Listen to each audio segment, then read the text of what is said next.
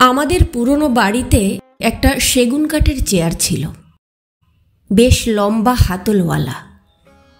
পিঠের ঠেস দেওয়ার জায়গাটায় 4টে বড় পাটি, বসার জায়গাটাও অনেক বড়। বাবা ওই চেয়ারটাতে বসতেন, বসে খবরের কাগজ পড়তেন, ডায়েরি লিখতেন, হিসেব লিখতেন।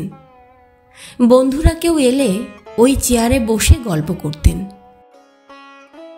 ওই চেয়ারে সকাল বিকেল বাবা চা খেতে বসতেন।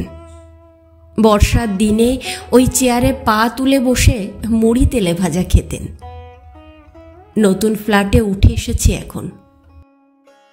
তার কোনো ঘরেই চেয়ারটা ঠিকমতো রাখা যাচ্ছিল না। নতুন সব আসবাবপত্রের মধ্যে চেয়ারটা অসম্ভব বেমানান। কিন্তু বাবার মতোই বাবার ওই চেয়ারটাও আমার ভীষণ প্রিয়। ওটা ফেলে দেব বা বিক্রি করে দেব কোনোটাই ভাবতে পারি না। চেয়ারটা দেখলেই বাবার কথা মনে পড়ে।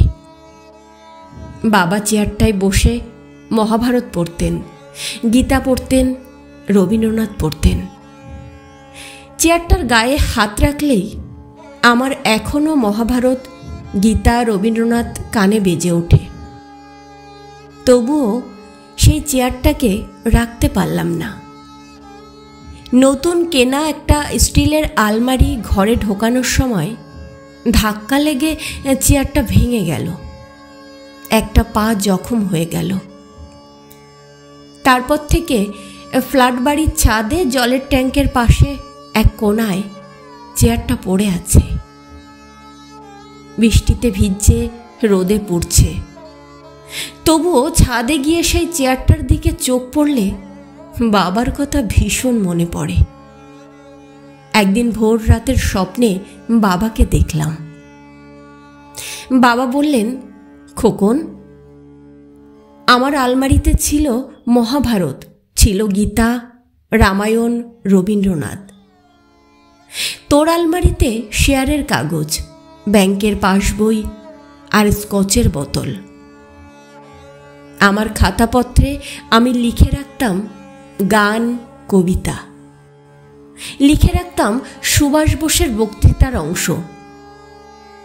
তুই তোর নোটবুকে, ডায়েরিতে কেবল টাকার হিসেব রাখিস খোকন।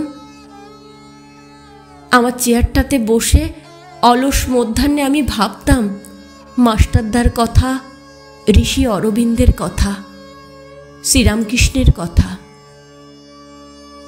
আর ওই চেয়ারে বসে তুই এখন গল্প করিস নোংরা রাজনীতির। না খোকন, ওই চেয়ার তুই ছুস না। হ্যাঁ খোকন, তুই ওই চেয়ারের যোগ্য নোস।